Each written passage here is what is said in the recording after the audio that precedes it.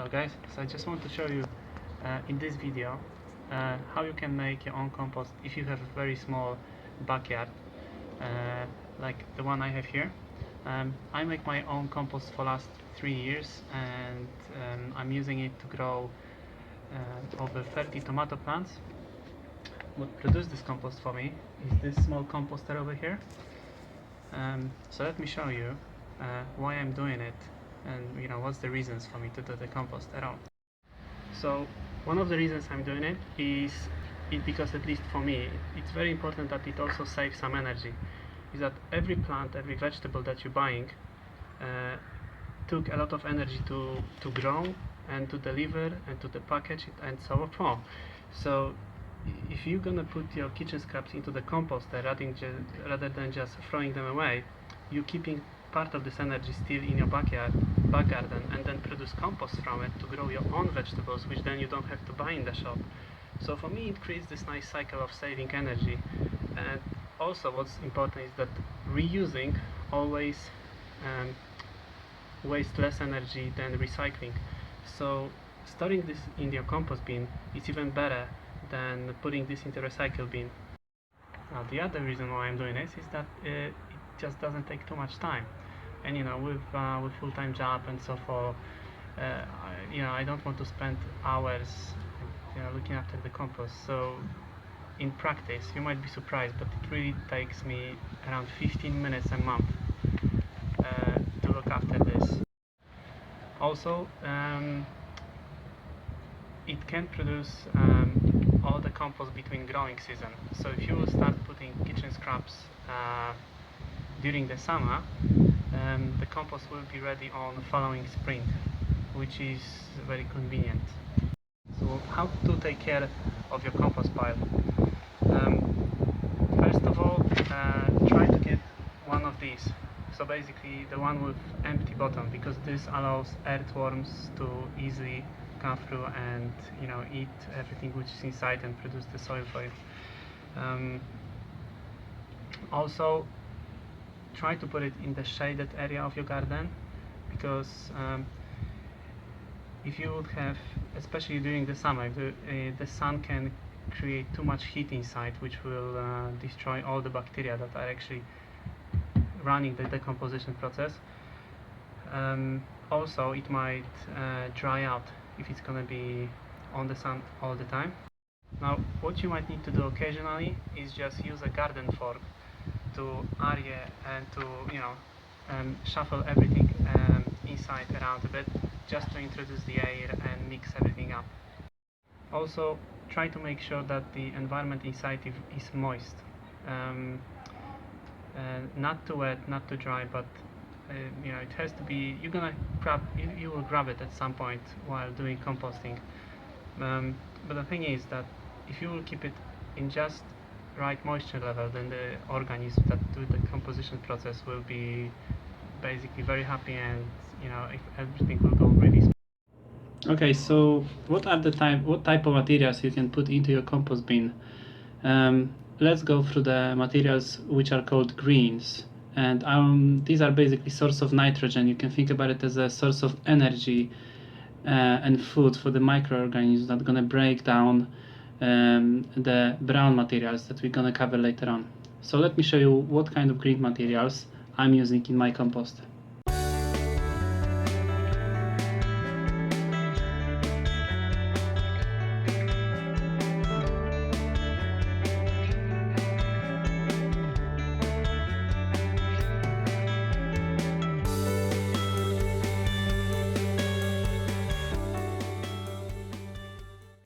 Okay, so now the brown materials. So these create a structure and the volume of your compost. So it's important to always add 3 times more brown than green materials. And what I found working best with the kitchen waste are the cardboard boxes. And you can usually obtain them easily.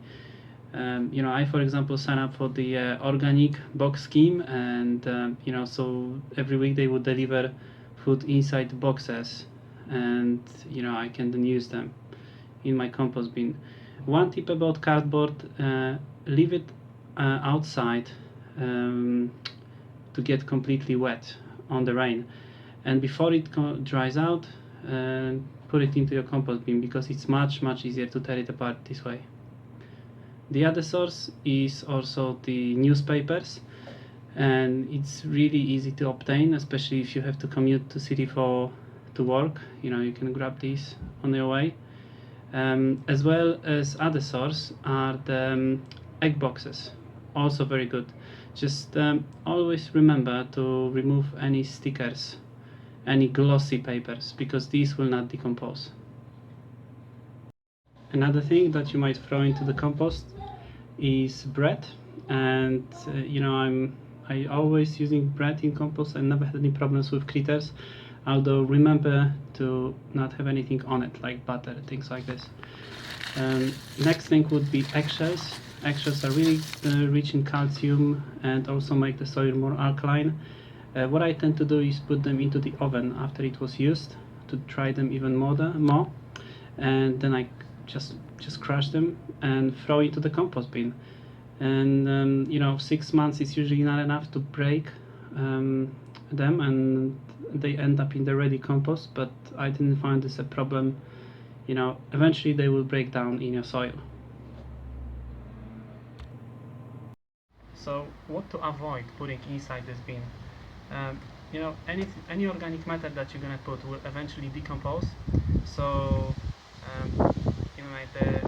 the reason why you don't want to put certain things is that to not attract critters, or to not generate some odors that might be unpleasant, especially with a small yard like this. So what you shouldn't put there. In general, rule is that you shouldn't put anything that you have on your plate after dinner. So might be dairy products, fats, meats, oils. All these things should be kept away. Also, anything that is baked or cooked, you should also put it into either your recycle bin or you throw it away. The other things that you want to avoid is diseased plants, if you grow any, or the seeds. So don't put here the tomatoes from your last harvest, for example, or anything like that, because the type of compost you have here is called cold composting. And as opposed to hot composting, it will not destroy all the weeds and all the diseases. The reason for that is that when you do cold composting, you gradually adding organic matter to your compost, and it will never create big temperatures as with hot composting, where you basically throw a huge pile of compost at once, which allow it to heat up to really big temperatures very quickly. Okay, so what problems you might get? I just want to mention that whatever problems you will have, you can don't throw this away, because everything will be fine. You just need to give it some time and make some adjustments here and there. So one of the most common problems you might get is bad odors, and all it indicates is that the process in your composting bin went from aerobic to anaerobic, which basically means that different types of bacteria, the bacteria that doesn't need air to live, took over the whole decomposition process. So, and it's not a bad thing, this is just basically different type of decomposition. However, what you can do to fix that situation, because obviously you don't want to have the bad odors around in your back garden, is to simply stop adding green materials and just keep adding browns. Keep adding browns and turn over the pile with your fork every week or so.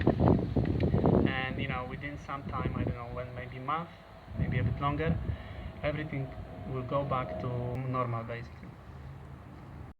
Now the other thing is, which is quite common, is that you might have a lot of flies. So there will be situations when you open your compost bin and there are going to be a lot of flies running around, and to avoid that, just whenever you're adding something to your compost pile, make sure that you put the browns on the top of the greens, because this will prevent flies from laying eggs on the green stuff, and that definitely will discourage most of the flies, but you're never going to be able to get rid of them completely. So don't get just don't worry about about it too much. So what might happen occasionally as well is that you're gonna have ants in your compost pile, and that just means that the conditions were too dry. So basically just start adding water, make it more moist, and at some point ants will go somewhere else. Now, the other horror story that you may hear about composting is that you're always gonna end up with mice and rats, right? Through the last 3-4 years, I had only one situation when I got mice in my composter. That was because, and this was during the winter, most likely because I let it dry too much, and at the same time it was quite warm, so mice literally just found a nice place to stay. So just to avoid it, basically, all you need to do is turn your pile every 2 weeks or so during the winter if you start noticing mice. But most of my problems were taken care of by 2 cats that are roaming this area from time to time, so don't worry too much about it. Also, to avoid rats, honestly, if you stick to the simple rules without not adding any meats, oils and so forth, you're never gonna have any problems with rats, because for the last 4 years I didn't notice even one, and I'm sure you're not gonna have problems as well. So I hope that some of these tips will be at least helpful for you, and I encourage you to try it because it's really rewarding feeling when you can change the cardboard bits and kitchen waste to this nice crumbly black soil that basically will feed your plants. Also, why I'm doing this is to show you guys how simple it is to create a compost, because on the course of last years I've noticed that my compost is doing very well with my tomatoes. They're growing just fine, and I just don't see a reason why I have to buy compost from the shops anymore. So feel free to ask me any questions under the video in the comments.